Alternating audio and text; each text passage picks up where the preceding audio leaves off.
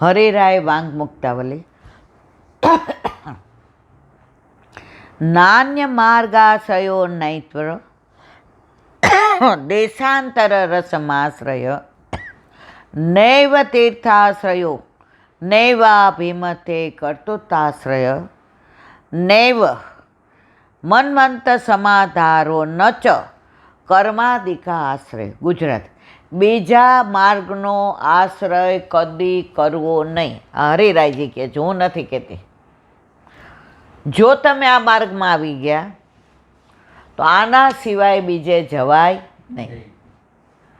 જાઓ છો તો મર્યાદા માર્ગમાં જાઓ ને, અહીંયા આવવાની જરૂર નથી. ઘણા એમ કે એલા બેન અમે વૈષ્ણવ તો છીએ જ ને, તો અમારે કુળદેવીના ત્યાં અમારે છેડાછોડી છોડવા જવાનું, નિવેદ કરવાના. મેં કીધું મારા વાલા કુરુક્ષેત્રમાં જ્યારે ઠાકોરજીએ વિરાટ સ્વરૂપ ધારણ કર્યું ત્યારે બધાય દેવ દેવતા અંદર આવી ગયા છે. પછી આપણે ક્યાં જવાની જરૂર છે? આપણા ઠાકોરજીના ચરણારવિંદમાં 68 તીરથ છે, લક્ષ્મીજી છે, અને એમના સ્વરૂપમાં બધાય સ્વરૂપ બિરાજે છે. બીજા માર્ગનો આશ્રય ન કરવો. પ્રભુ જ્યાં ન બિરાજતા હોય તેવા દેશનો આશ્રય ન કરવો. હવે બધા જાય છે. પહેલાં વલ્લભે તો ક્યારેય ભારત છોડીને ક્યાંય ગયા નથી. એનું પ્રગટ પ્રમાણ જુઓ તમે. વલ્લભના 84 બેઠક ત્યારે પાકિસ્તાન આપણું હતું, બાંગ્લાદેશ આપણું હતું, બધું આપણું હતું. પણ વલ્લભે 84 બેઠક પરિક્રમા જે અત્યારે આપણું ભારત છે એટલામાં જ કરી છે, બીજે ક્યાંય નથી કરી. બેઠકો બધી ભારતમાં જ છે, કારણ કે બીજા દેશમાં ગયા નથી. કૃષ્ણનું પ્રાગટ્ય ભારતમાં છે, એટલે ભારત સિવાય મારા વલ્લભ ક્યાંય ગયા નથી. દાસનો ધર્મ એ જ છે કે જ્યાં પોતાના સ્વામી હોય ત્યાં જ રહેવાય. હવે આપણા ઘરે નોકર રાખ્યો હોય કે તારે બધું કામ કરવાનું, રહેવાનું, ખાવાનું, પીવાનું, તારે પોતાનું ઘર માનવાનું. તારે એવું માનવાનું જ નહીં કે નોકર છો. હવે પછી ખાય પીએ રે બધું અહીંયા, અને બાજુવાળાને એમ કહે કે લાવો તમારું પહેલાં કરી દો પછી આનું કરીએ, આપણને નોકર હારો લાગે? તો આપણે આપણા ઠાકોરજીને છોડીને બીજે જઈએ તો આપણા ઠાકોરજીને ગમે?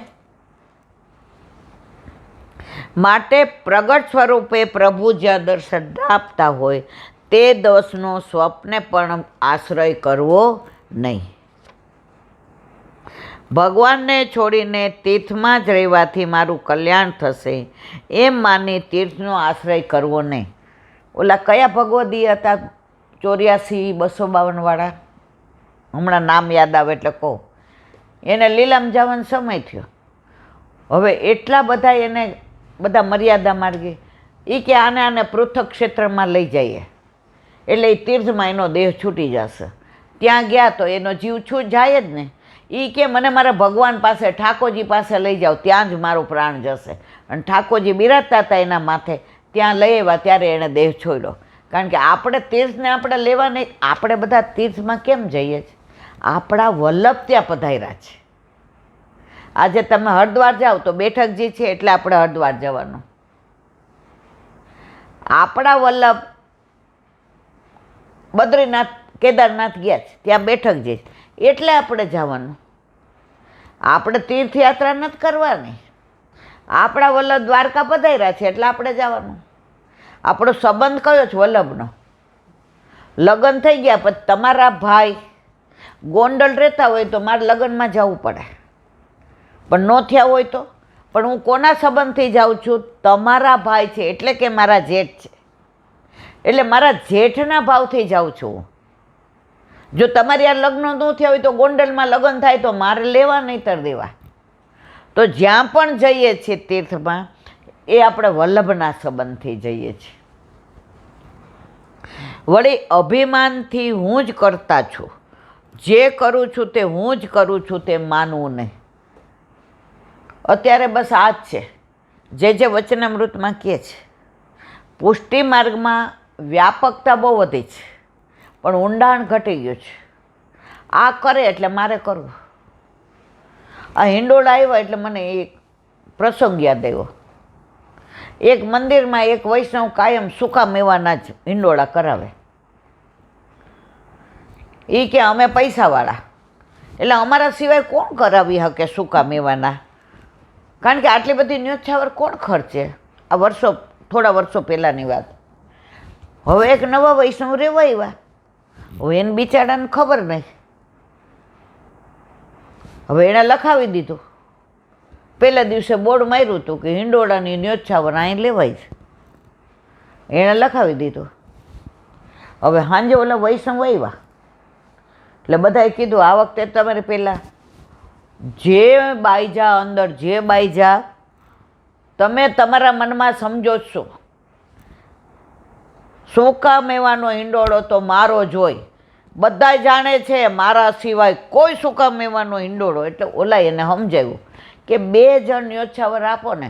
ના, એમનું નામ તો આવે ને. એટલે ઓલા એવું કીધું ઠાકોરજી તો જાણે છે ને બેન. એ ઠાકોરજી બાકોજીની વાત છોડો.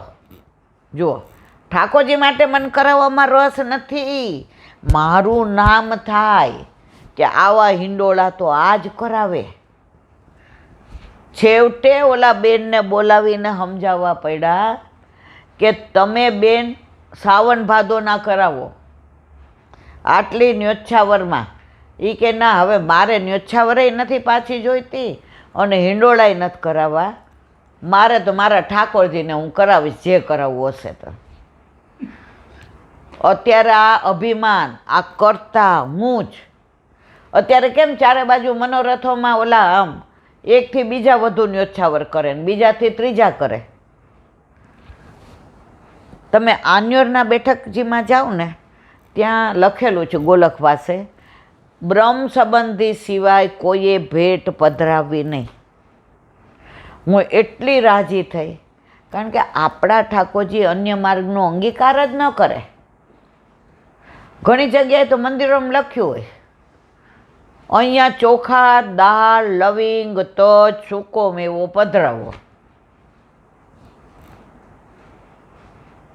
પછી હું જોઉં બધે અંબાજીમાં જઈને આવે ને થોડું ત્યાં પધરાવે ને થોડું અહીંયા. પછી આપણે બહાર ઊભા હોય ને એટલે એને ચંપલ પહેર્યા હોય કાં બૂટ પહેર્યા હોય એટલે આપણને કહે હું અહીંયા આરતી કરીને આવીને થાકી ગઈ છું, આ થોડું અંદર પધરાવી દો ને, અડધું ત્યાં ને અડધું અહીંયા. અર. હવે એ ઠાકોરજીને કામ આવે મારા વાલા? આપણા ઠાકોરજી અન્ય માર્ગીનો અંગીકાર ના કરે ને ના જ કરે.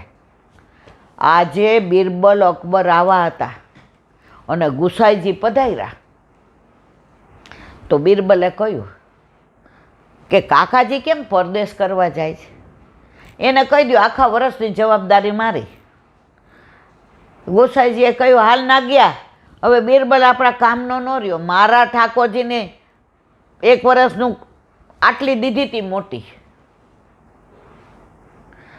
તો આવા અન્ય માર્ગનો આ પગ મારીને ના પાડી દે તો આપણા ઠાકોરજી બીજાનો અંગીકાર કરે નહીં.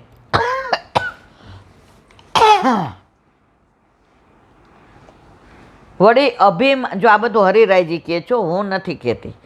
વળી અભિમાનથી હું જ કરતા છો, જે કરું તે હું જ કરું છું એમ ન માનો. વૈદિક, તાંત્રિક, યાંત્રિક મંત્રો ઉપર પોતાનો બધો આધાર રાખવો નહીં. આપણે મર્યાદા માર્ગીએ નથી. આપણા વેદ, આપણા અષ્ટસખાના કીર્તનો, એની અંદર બધું આવી જાય છે. વંદુશ્રી વલ્લભ આખું 10મ સ્કંદ 6ઠ્ઠા વલ્ભાખ્યાનમાં છે. આખું ભાગવત 9 વલ્ભાખ્યાનમાં છે, પણ દ્રષ્ટિ હોવી જોઈએ. તેમજ યજ્ઞ યાગાદિ કર્મ કરીશ તો જ પ્રભુ મળશે એમ માનીને બીજા કર્મોનો આશ્રય કરવો નહીં. આપણે નથી યજ્ઞ, આપણો યજ્ઞ રોજ છે. તમે સામગ્રી ગેસ ઉપર કરો તો શેમાં થાય? અગ્નિમાં થાય ને મારા વાલા. તો આપણો યજ્ઞ નથી. આપણું તપ અનોસર કર્યા પછી આપણા પ્રભુના દર્શન ન થાય ત્યાં સુધી તપ. દાન 3 પ્રકારના: અભયપદ દાન, રસદાન અને રાસદાન. બ્રહ્મ સંબંધના દાન મુજને દઈ ગયા રે. તો વલ્લભે બ્રહ્મ સંબંધનું દાન આપ્યું. દાન લીલામાં ગોરસ રસ આવ્યો ને, રસનું દાન આપ્યું. રાસલીલામાં તમને રાસનું દાન આપ્યું. હવે કયા દાન તમારે કરવા છે? તમારા સેવામાં તપ આવી ગયું, દાન આવી ગયું, યજ્ઞ આવી ગયો, તપ આવી ગયું, અને તોય તમે જાઓ છો તો ભાગ તમારા. બીજું હું? તો આ બધું હરિરાયજી વાંગ મુક્તાવલીમાં આપણને શું કરવું અને શું ના કરવું એ સ્પષ્ટ સમજાવે છે. સમજ અને વાલે સમજ ગયે, ના સમજેવો અનાડી હે. બોલો વલ્લભાધીશ. વલ્લભાધીશ. સુબોધિનીજીનું પાન વલ્લભ કરાવે તો થાય, અને સ્પર્શ કરવો આપણા બસની વાત નથી. પ્રથમ સ્કંદનો ત્રીજો ભાગ, ભાગવતનું પ્રાગટ્ય. વ્યાસીએ સમાધિ લીધી 3 વાર આચમન કરીને. એટલે ભાગવતમાં 3 ભાષા: સમાધિ ભાષા, મતમતાંતર ભાષા અને લોક ભાષા. ઓથેન્ટિક ભાષા છે સમાધિ ભાષા. મતમતાંતર એટલે આનો મત આને આનો, અને લોકમત ભાષા એટલે લોક આ ઋષિ આમ કે, આ ઋષિ આમ કે. પણ ઓથેન્ટિક ભાષા છે. હવે એનું આગળ વિવરણ. અનર્થોપસમ સાક્ષાત ભક્તિ યોગ ઢકોક્ષજે લોકસ્યા જાનતો વિદ્વાંસ ચક્રે સાત્વત સંહિતમ. અર્થ: જન્મ મરણાદિક અનર્થોને દૂર કરનાર ભગવાનના સાક્ષાત ભક્તિ યોગને પણ વ્યાસીએ સમાધિમાં જોયો. ગીતાજીમાં આવે છે ને વિષાદ યોગને, ભક્તિ યોગને, આ બધાના દર્શન વ્યાસીએ સમાધિ ભાષામાં દર્શન કર્યા. વ્યાસજી તો જાણે છે, પણ સામાન્ય લોકો જાણતા નથી. વ્યાસજી બધું જાણે છે.